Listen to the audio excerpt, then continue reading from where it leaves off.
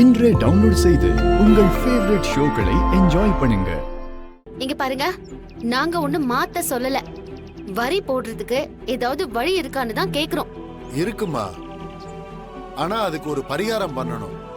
அது ரொம்ப கடுமையான பரிகாரம். அதுக்கு என்ன பரிகாரம்னு சொல்லுங்க. நேத்தி கடனா முதுகுல கொக்கிய மாட்டி கோவில் தேரை இழுக்கணும்.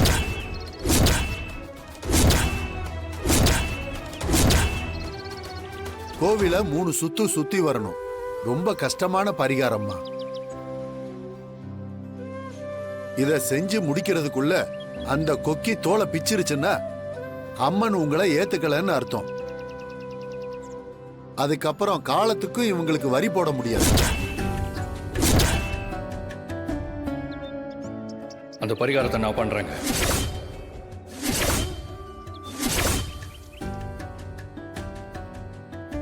இல்ல தம்பி, அது ரொம்ப சிரமமான பரிகாரம். எவ்வளவு சிரமமா இருந்தாலும் பரவாயில்ல, நான் பண்றேன்.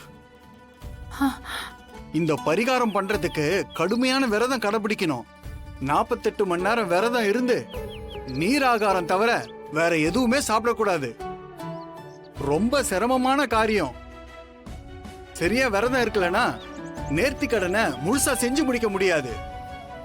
நேர்த்தி கடன் தடப்பட்டா காலத்துக்கும் வரி போட முடியாது. இல்லங்கய்யா, நிச்சயம் குலதெய்வம் எனக்கு அருள் புரியும். நான் அந்த பரிகாரத்தை பண்றேன். என்னடா ரொம்ப கஷ்டம்னு சொல்றாங்களேடா, வேணாண்டா. இல்ல அத்தை, இது மாதிரி அவ பேரை வாங்குறதுக்கு கஷ்டப்பட்டு நான் அந்த பரிகாரத்தை செஞ்சே முடிச்சிருவேன்.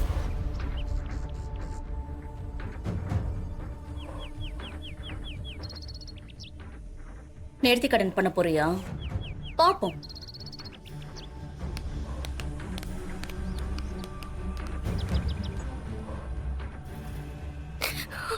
பூசாரி, வர வெள்ளிக்கிழமை நல்ல நாளா இருக்கு. அன்னைக்கே நேர்த்தி கடன் செய்யறதுக்கான ஏற்பாடு பண்ணிடுங்க. சரிங்க ஐயா. சரி